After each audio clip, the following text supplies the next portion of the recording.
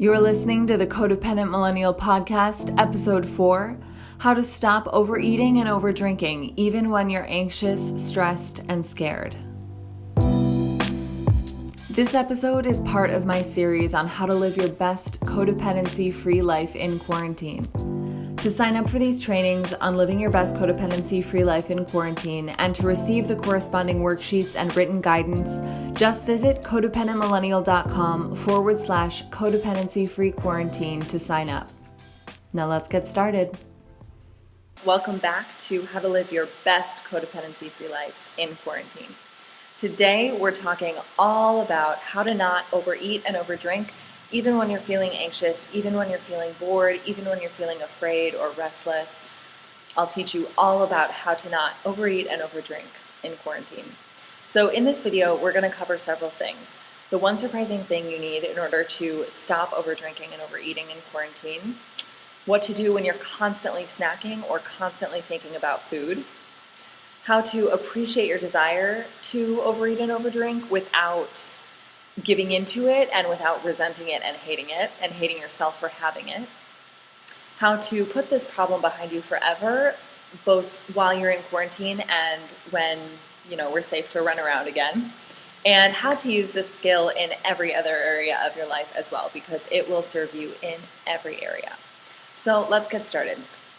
Now, the first thing I want to cover is the simple, pure act of observation. So while you are sitting on the couch or sitting at your desk working throughout the day, and you notice cravings, you notice the desire to get up and eat, or you notice at the end of the day a strong desire to just automatically reach for an alcoholic beverage, just observe that. You can observe that urge and observe that desire without immediately acting upon it. Now, so many of us act on it so automatically that we don't even have that split-second pause when we realize it's an urge we're having and a decision to respond to the urge with meeting it. And this fascinates me because if we can just slow it down just half a millisecond in order to have that tiny little pause between the desire and the decision to act upon that desire, that awareness alone and that space, that tiny space, will give us so much more power over the choices we make and so much more control over our habits. What pure observation looks like in practice is, when you're sitting at your computer doing work or whatever, and you feel that urge coming on, you can just literally say to yourself in your head or even out loud, I notice that I'm wanting a cookie right now. I notice that I really want a piece of pizza. I notice this extremely strong urge to go heat up a piece of pizza and eat it. And there's nothing in my brain that is telling me otherwise. It's not an option. It has to happen. That's what it feels like sometimes, right? That's what our brains try and tell us is this is not an option. Oftentimes we feel actual physical discomfort when we don't meet those urges immediately, when we don't succumb to those urges immediately. You can start to, need to play with something with your fingers or tap your foot, or you just start to sweat a little bit. You get anxious with not meeting that urge immediately with what that urge is craving. So I want to ask you if you understand your urges. After this observation period, after you're able to notice that split second between when you have an urge and when you decide to act on that urge or not act on it, do you understand why you're having the urge in the first place? Do you understand why the urge is so strong? Do you understand why getting a bite to eat or something to drink feels like an absolute life or death choice sometimes? And it's life if you do it and it's death if you don't. Do you understand why that stark contrast is so stark? Do you know why you feel anxious sometimes when you think about postponing a meal or not having alcohol at the end of the day, or perhaps not having a sweet, not having candy, or not snacking throughout the day? When I propose the concept that you not snack throughout the day, does that make you freak out a little bit? It might. And the reason for this is that food is a way for us to avoid our emotions. Food is a way for us to distract from either our emotions or from a task that is causing us some degree of mental discomfort, mental or emotional discomfort. So our brain has really sort of magnified the problem of an emotion and magnified the importance of the solution to that, the avoidance technique, be it food, drink, shopping, anything really, any distraction. And this is a mistake because an emotion can't hurt you. Really, it's not an actual threat. You can process any emotion. You are capable of feeling any emotion without reacting to it by attempting to distract away from it or avoid it. And the food and the shopping and the alcohol and the sugar that your brain wants to use as an escape from that emotion that, by the way, you can't totally handle without any of those substances, all of those substances create such a strong dopamine hit in your brain. I mean, sugar, alcohol, flour, oftentimes we're buffering with sweets like cookies, flour. Your body processes flour the same way it processes a teaspoon of sugar. It goes straight into your bloodstream, immediate dopamine hit. It's like right there. So you've both avoided the sort of painful emotion or frustrating task or whatever, and you've given yourself that reinforcement of the dopamine hit with whatever you were buffering with, or, scrolling or anything like that. It's a dopamine hit. So you have reinforced that pattern in your body, in your brain, to, yes, avoid that thing that we don't want to deal with, and yes, seek pleasure, seek refuge in this thing that ultimately has a net negative effect in your life. So that's the next thing I want to talk about, is the effects that these urges and these met urges have in your life. So once you've observed the urge that you have, and you know what habits and tendencies you've developed over the years, consciously or unconsciously, to meet those urges with, flour, sugar, whatever, alcohol, or shopping, all kinds of different things. Do you then understand the effect that those desires, when they're met, have in your life? I'm sure you can understand now that after you've experienced a certain number of urges to eat pizza or drink beer or drink wine or eat ice cream or whatever, instead of some other behavior, even just, instead of actually feeling the feeling, instead of avoiding it through food and drink, you can see how that's going to compound in your life in several ways. One of them, of course, is, physically, your body is going to deteriorate if you just are constantly eating sugar and drinking alcohol. These things are absolute poison for your body, but also it erodes your relationship with yourself, and it magnifies this fear of the emotions that are challenging or situations that are challenging that created that desire to, buffer and avoid in the first place. So it's this double whammy, this double negative effect, this double net negative effect of I've now just, further reinforced my belief that I can't handle whatever this is, and so I need to avoid it with this false pleasure, and the net negative effect of the false pleasure in my life, which never actually produces a result that you want in the end.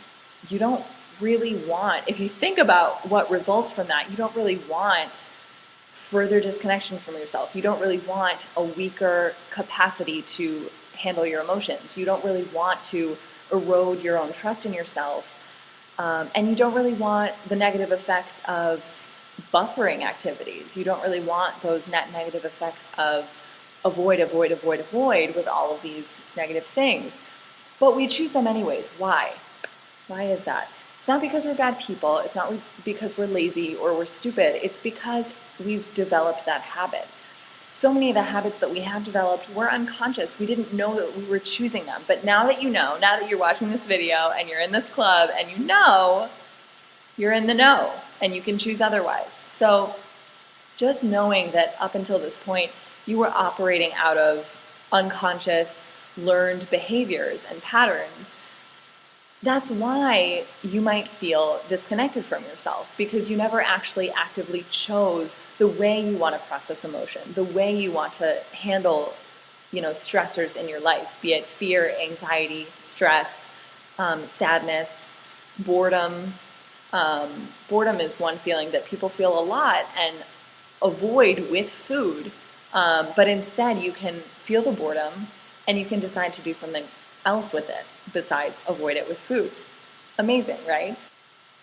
So the secret's out of the bag. The one thing you need to learn to do in order to stop overeating and overdrinking in quarantine is to feel your feelings. You recognize the feeling when it comes up. You observe that split second between, oh, I have this urge, and oh, I'm going to meet this urge. You have that split second of awareness, and you can ask yourself, why am I having this urge? What feeling am I trying to avoid with this slice of pizza? What feeling am I trying to avoid with this gorgeous new pair of sandals? What feeling am I trying to avoid with this drink of alcohol? Having that awareness is everything. That is really the number one secret to never overeating, never overdrinking, ever again if you choose not to. And this is difficult for some people. Some people say, well, I would rather keep the overdrinking and overeating. Or they say, I'm just not ready yet. I'm not ready to let go of that behavior yet. And that's okay. Just know where you are and ask yourself why you're there. So if you don't feel ready to examine your emotions and decide to sort of observe the urge before you act on it, if you're just not ready to do that yet, ask yourself why. Is it because you are just so terrified of feeling whatever emotion you're trying to avoid that you really don't believe you can get through it? If so, I would encourage you to just send all the love in the world to yourself and remind yourself day after day. You can, continue to avoid with whatever you want to during this time, but just remind yourself, I can handle this. Whatever emotion I'm feeling that I'm too afraid to even acknowledge, I can handle that. Despite what I've believed in the past, despite what other people have told me, despite any evidence that I may have gathered to the contrary, I know that I can handle any emotion that I'm feeling.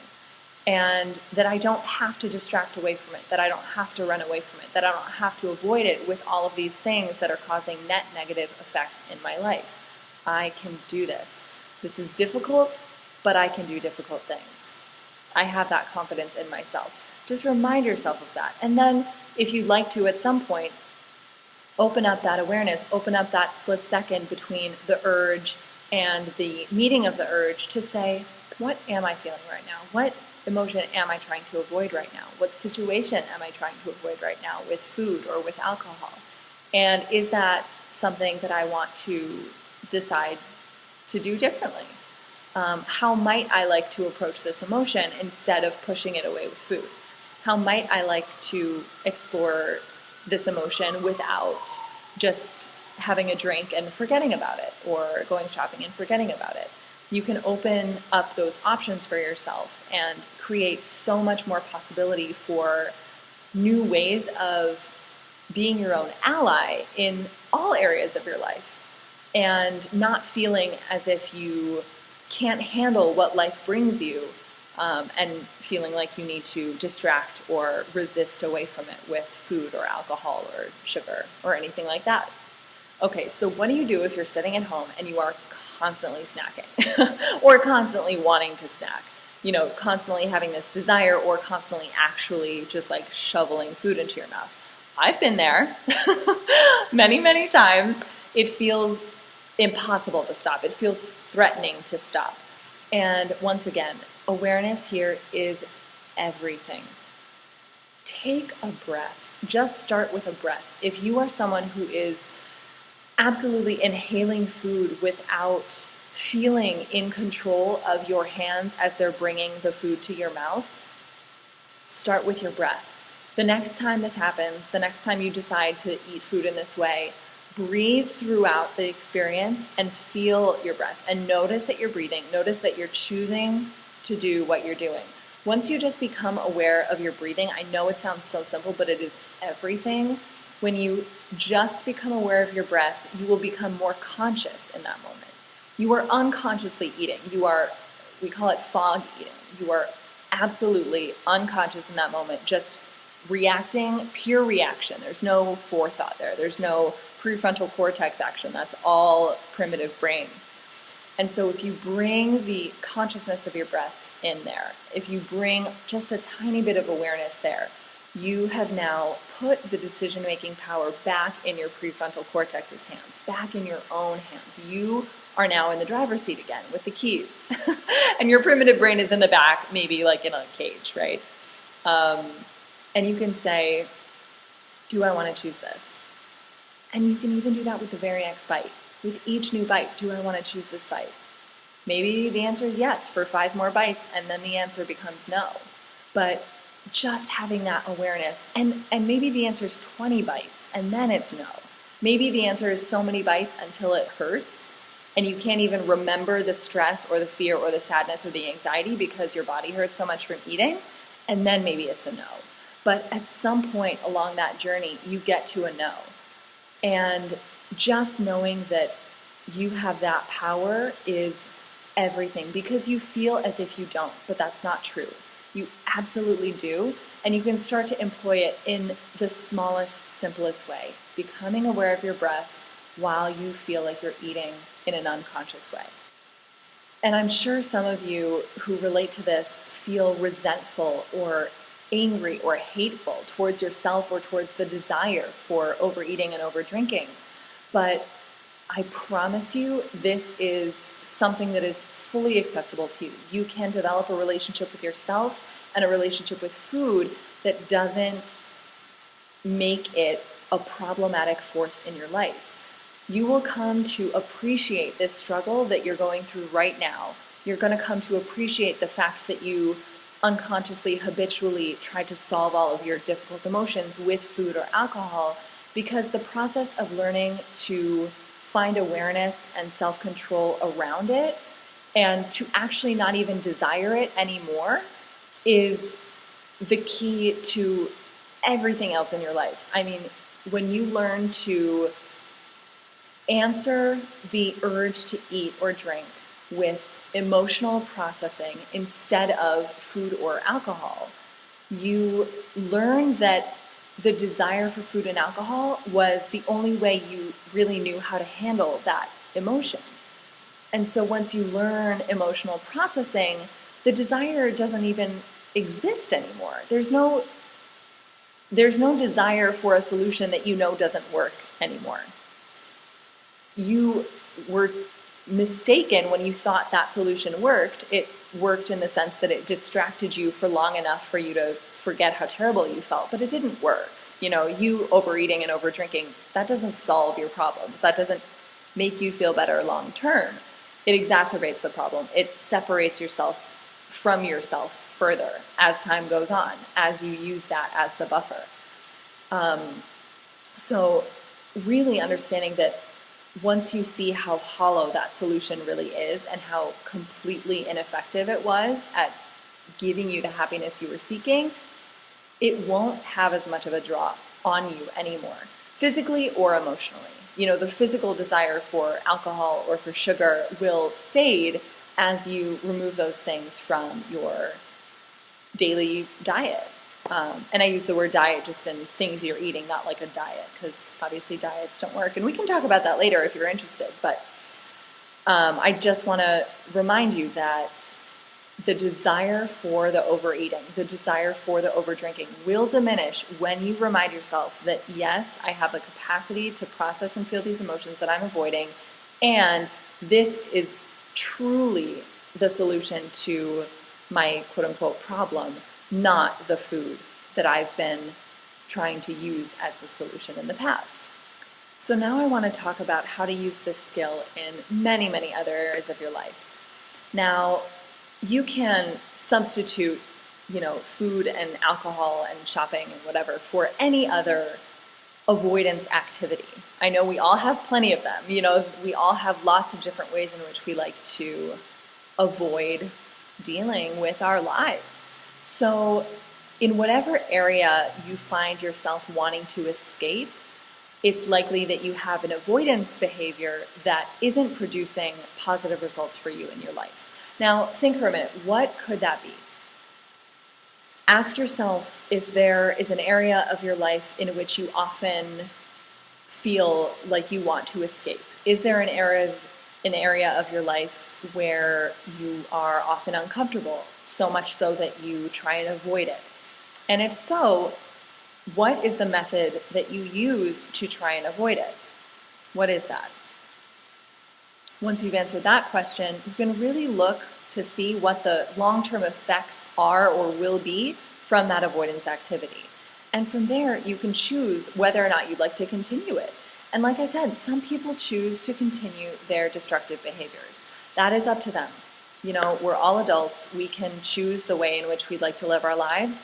Some people do choose long-term destructive activities over developing the skills of emotional processing. The reason why is because they are so afraid of feeling the emotions that they've been avoiding, that the desire to create a life they love long term is not enough, and they don't believe in the possibility of that enough to go through the initial discomfort of releasing the avoidance behaviors. And I just want to tell you, if you're watching this video, I promise you, you have what it takes to develop the skills to process any emotion you're going through, to handle any situation in life you're going through without long-term negative effects of avoidance behaviors that you might be taking, be it, you know, alcohol, food, sugar, drugs, anything, literally anything. So once you recognize that you are able to process any emotion and handle any situation, it doesn't matter what you want to create in your life and how difficult it might be, how long the road might be, because you're up for it. It doesn't matter. If there's something you want to create in your life and it's this big, amazing, beautiful dream, there are going to be points of discomfort and there are going to be challenges along the way to getting it. You're going to have to become a different person, and that inherently is an uncomfortable process. That's the whole point. It's not, you know, if it's not uncomfortable on the road there, is it really a big enough goal? Is it really a shiny, beautiful enough dream? Is it really your fullest expression of living? So on that way to your dreams, you're going to have to employ this tool of emotional processing so that you don't get bogged down in the distraction activities, in the avoidance activities. I want you to really practice this in the coming week, even just once a day, getting that awareness around the urges you're having, the avoidance techniques you're using to avoid whatever feeling you're trying to, escape, breathing into that, choosing differently in the moment, even just understanding that you have that choice, and choosing, processing the emotions, hearing what they have to tell you, learning from them, asking yourself the questions that they're asking, instead of escaping into that tub of ice cream or that box of brownies. It is possible for you, and I promise you, you will see incredible effects in your life, physically, mentally, emotionally, in your relationship with yourself, in your relationship with others, in your relationship to your goals and your dreams. All of it. It is so worth it. And yes, it's uncomfortable, but that is exactly the point, and you can handle it. I promise. I want to thank you so much for joining me today. You can find more information about me and sign up to receive the full 7-day guide on living your best codependency-free life in quarantine at my website, codependentmillennial.com. If you yourself are struggling with overeating, with overdrinking, with avoiding through shopping, through any other compulsive behavior, come talk to me. Schedule a free session. Go to codependentmillennial.com/work with me, and we can talk there. I'd love to offer you some personalized, individualized support around this topic. It's one that I struggled with for so long, and that really held me back for a long time. So if you're working through it yourself and you'd like some free one-on-one support, I'm here for you. Again, that's codependentmillennial.com/work with me to schedule a free session there. And I will see you tomorrow for our next lesson. Have a wonderful day. Bye. I hope today's episode was helpful for you. You can email me at sophie@codependentmillennial.com. That's SOPHIE@codependentmillennial.com with any questions you have, or to schedule a free one-on-one session with me. We can go over any issues you've been having with overeating and overdrinking and discuss ways to move forward with control instead of powerlessness. In the next episode, we'll be discussing how to successfully set and achieve goals in quarantine. That's going to be a good one. Until then, have an amazing day, and I'll talk to you soon. If you liked what you heard in this episode, join me over on Instagram at Codependent Millennial for more tips on how to move beyond codependency and build a life you truly love.